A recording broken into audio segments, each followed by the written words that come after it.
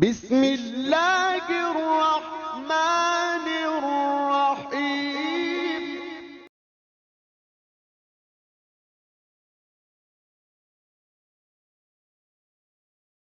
رسول اللہ صلی اللہ علیہ وآلہ وسلم کا اخلاق اتنا کریمانہ تھا کہ آپ صلی اللہ علیہ وآلہ وسلم کے بڑے بڑے دشمن بھی آپ صلی اللہ علیہ وآلہ وسلم کے اخلاق کی وجہ سے موم ہو جاتے اور آپ صلی اللہ علیہ وآلہ وسلم کے دربار میں حاضر ہو کے اسلام قبول کر لیتے۔ ایسا ہی ایک واقعہ ہم آپ کو آج سنا رہے ہیں۔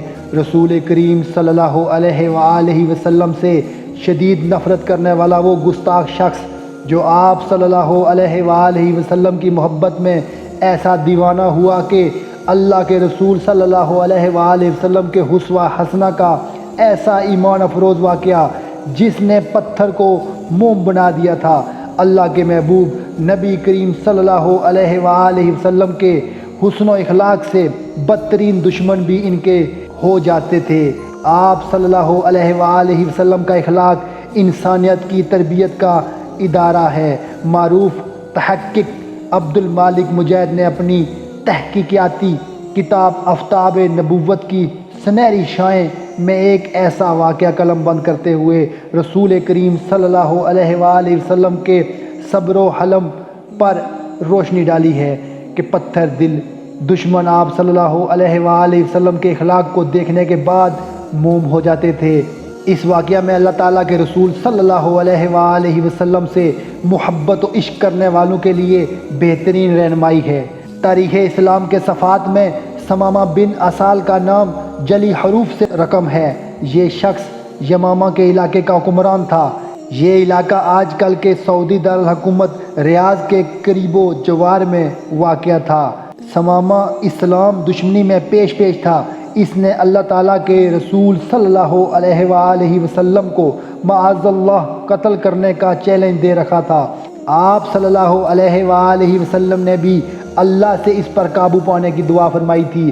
ایک مرتبہ ثمامہ عمرہ کرنے کے ارادے سے نکلا۔ اس کی قسمت کہ وہ رستہ بھول گیا اور مدینہ طیبہ کے قریب جا نکلا۔ مسلمانوں کے حفاظتی دستے ہر وقت مدینہ منورہ کے اطراف میں پٹرولنگ کیا کرتے رہتے تھے تاکہ کوئی مشکوک شخص، دشمن کا کوئی جاسوس یا کوئی کافر برے ارادے سے مدینہ منورہ کا رخ کرتا تو حفاظتی دستے اس کے ناپاک ارادے کو ناکام بنا دیتے تھے۔ ثمامہ بھی ایک حفاظتی دستے کی گرفت میں آ گیا۔ چونکہ یہ شخص اپنے کفر میں معروف تھا اور اسلام دشمنی میں اس کے عزائم دھکے چھپے نہ تھے، اس لیے اسے گرفتار کر کے مسجد نبوی کے ستون سے باندھ دیا۔ اللہ تعالیٰ کے رسول صلی اللہ علیہ وآلہ وسلم کو اس دشمن اسلام کی گرفتاری کی خبر دی گئی۔ آپ صلی اللہ علیہ وآلہ وسلم تشریف لائے۔ اسے دیکھا، لمبا قد، خوبصورت چہرہ، توانا جسم، بھرا ہوا سینہ، اکڑی ہوئی گردن، اٹھی ہوئی نگاہیں، شان شکوہ سلطو سہولت عروج و حکمرانی اس کی شخصیت سے ٹپک رہی تھی۔ آپ صلی اللہ علیہ وآلہ وسلم آگے بڑھے اور پوچھا، ثمامہ کیا حال ہے؟ آخر میرے رب نے مجھے تم پر قابو دے ہی دیا۔ اس لیے اس نے نہایت غصے اور تکبر سے جواب دیا، اے محمد صلی اللہ علیہ وآلہ وسلم، ٹھیک ہے معاملہ ایسا ہی ہوگا، مگر سنو، اگر مجھے قتل کرو گے تو میرے قتل کا بدلہ لیا جائے گا، کیونکہ میں کوئی معمولی آدمی نہیں ہوں، اور اگر احسان کرو گے تو ایک ایسے شخص پر احسان کرو گے جو اس کا شکر گزاری کے ساتھ بدلہ دینے کی صلاحیت رکھتا ہے۔ ہاں، اگر مال و دولت کی ضرورت ہو تو بات کرو، جتنا چاہو دیا جا سکتا ہے۔ اس گفتگو اور لب و لہجے پر غور فرمائیے کہ تاریخ کی سب سے بڑی شخصیت سے کتنی بے ادبی اور کس قدر تکبرانہ انداز میں گفتگو کر رہا ہے۔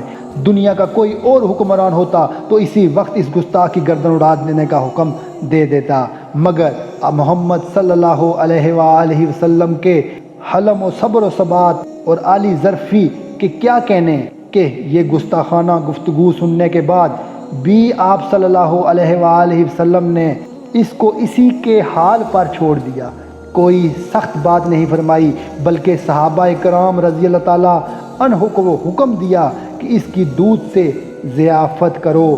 دوسرا دن ہوا تو پھر اللہ کے رسول صلی اللہ علیہ وآلہ وسلم ثمامہ کے پاس سے گزرے اور دریافت فرمایا کہ ثمامہ کیسے ہو؟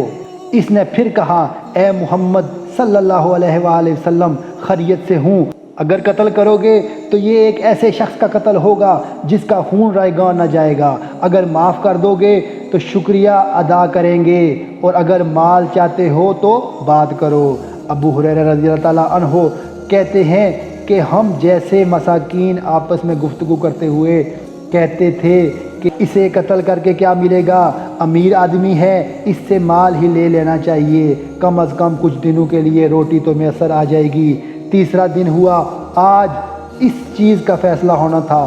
اللہ کے رسول صلی اللہ علیہ وآلہ وسلم نے پوچھا ثمامہ کس حال میں ہو؟ اس نے حسب سابق کہا خیر ہے، اور ساتھ ہی اپنے گزشتہ الفاظ دہرا دیے جن میں اس نے بڑے غرور سے فخریہ انداز میں اپنے قبیلے کا ذکر کیا، اپنے مال و دولت کی کثرت کا اظہار کیا، اور ساتھ ہی دھمکی بھی دے ڈالی۔ اب صحابہ کرام رضی اللہ تعالیٰ عنہ منتظر تھے کہ اس گستاخ کو کیا سزا ملتی ہے۔ وہ آپ صلی اللہ علیہ وآلہ وسلم کی آواز اور حکم کی طرف کان لگائے کھڑے ہوئے تھے کہ رحمت للعالمین صلی اللہ علیہ وآلہ وسلم نے حکم دیا کہ اس کی رسیاں کھول دو، پھر فرمایا ثمامہ جاؤ، میں تمہیں بغیر کسی شرط کے رہا کرتا ہوں۔ حکم کی تعمیل ہوئی، ثمامہ کو رہا کر دیا گیا۔ اس نے اپنی سواری پکڑی اور اس کا رخ مدینہ سے باہر کی جانب کر کے اسے دوڑانے لگا۔ اللہ تعالیٰ کے رسول صلی اللہ علیہ وآلہ وسلم کے لطف و کرم سے وہ اپنی جان سلامت لے کر نکل آیا تھا، لیکن وہ اپنے دل کو رحمت للعالمین صلی اللہ علیہ وآلہ وسلم کے تیر محبت سے نہ بچا سکا۔ مسجد نبوی سے باہر نکلتے ہوئے اسے بے اختیار خیال آیا کہ اتنا برگزیدہ اور اتنا بلند حوصلے والا انسان تو میں نے آج تک نہیں دیکھا۔ میرے الفاظ میں کتنی شدت اور حدت تھی، مگر اس کے باوجود ان کا تحمل ان کے غصے پر غالب رہا اور انہوں نے مجھے رہا کر دیا۔ سیرت نگاروں نے لکھا ہے کہ وہ مدینہ کے ایک نوائی باغ میں گیا، کنویں پر غسل کیا، صاف ستھرے کپڑے پہنے، پھر اس کے قدم خود بخود مسجد نبوی صلی اللہ علیہ وآلہ وسلم کی طرف بڑھنے لگے۔ اللہ کے رسول صلی اللہ علیہ وآلہ وسلم ابھی تک وہیں تشریف فرما تھے۔ آپ صلی اللہ علیہ وآلہ وسلم نے اسے دیکھا تو ارشاد فرمایا ثمامہ ہم نے تو تمہیں چھوڑ دیا تھا، پھر کیسے آنا ہوا؟ اس نے عرض کیا آپ کا رہا کرنا بھی کیا خوب رہا کرنا ہے۔ آپ صلی اللہ علیہ وآلہ وسلم نے چھوڑا تو ہے مگر ہمیشہ کے لیے اپنا بنا کر، اب میں آپ ہی کی غلامی میں ہوں۔ میری تمنا ہے کہ مجھے کلمہ پڑھائیے اور اپنے جان و نثاروں میں شامل کر لیجئے۔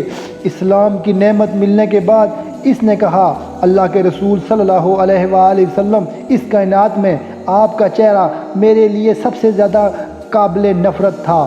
آپ صلی اللہ علیہ وآلہ وسلم کے دین کو میں نہایت برا سمجھتا تھا۔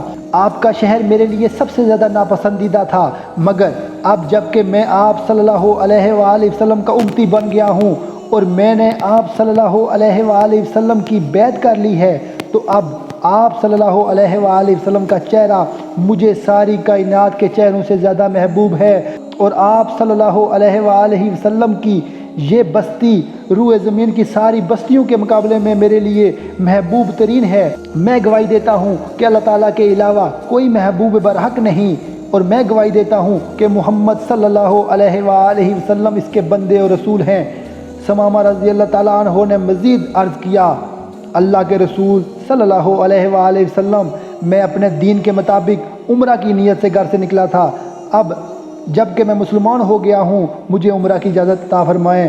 اللہ تعالیٰ کے رسول صلی اللہ علیہ وآلہ وسلم نے ان کی تربیت فرمائی اور عمرہ کا طریقہ بتایا۔ وہ مکہ مکرمہ چل دیا۔ ثمامہ عرب کے حکمرانوں میں نمایاں مقام کا حامل تھا۔ مکہ مکرمہ میں قیام کے دوران وہ اللہ تعالیٰ کے رسول صلی اللہ علیہ وآلہ وسلم کی صفات و اسلام کے حوالے سے مجالس میں گفتگو کرتا رہا۔ کفار کے لیے یہ باتیں بہت تکلیف دہ تھیں، چنانچہ انہوں نے کہا ثمامہ بے دین ہو گیا۔ اس نے کہا اللہ کی قسم میں بے دین نہیں ہوا بلکہ مسلمان ہوا ہوں۔ میں نے محمد صلی اللہ علیہ وآلہ وسلم کی نبوت کی تصدیق کی ہے۔ اس ذات کی قسم جس کے ہاتھ میں ثمامہ کی جان ہے، یمامہ سے گندم کا ایک دانہ بھی اب محمد صلی اللہ علیہ وآلہ وسلم کی اجازت کے بغیر مکہ میں نہیں آئے گا۔ اپنے وطن پہنچ کر اس نے اپنی بات پر عمل کیا اور مکہ کو اناج کی سپلائی بند کر دی۔ مکہ میں قحط کی کیفیت پیدا ہو گئی۔ اہل مکہ نے اللہ کے رسول صلی اللہ علیہ وآلہ وسلم کو خط لکھا، جس میں اپنی قرابت کا واسطہ دیا اور درخواست کی کہ ثمامہ کے نام یمامہ سے گندم کی ترسیل کے لیے حکم نامہ جاری فرمائیں۔ اب یہاں پھر تھوڑی دیر کے لیے رکیے اور غور کیجئے کہ اللہ کے رسول صلی اللہ علیہ وآلہ وسلم کس قدر عالی ظرف اور اعلیٰ اخلاق والے تھے کہ باوجود اہل مکہ کے زبردست مظالم کے آپ صلی اللہ علیہ وآلہ وسلم نے ثمامہ کو پیغام بھجوایا کہ اہل مکہ کی گندم کی سپلائی بحال کر دو۔ کیا ایسے اعلیٰ رحم و کرم اور مالی ظرفی کی دنیا میں کوئی اور مثال نظر آتی ہے؟ اللہ تعالی ہمیں بھی نبی کریم صلی اللہ علیہ وآلہ وسلم سے سچی اور پکی محبت کرنے کی توفیق عطا فرمائے۔ آمنت باللہ، صدق اللہ العظیم۔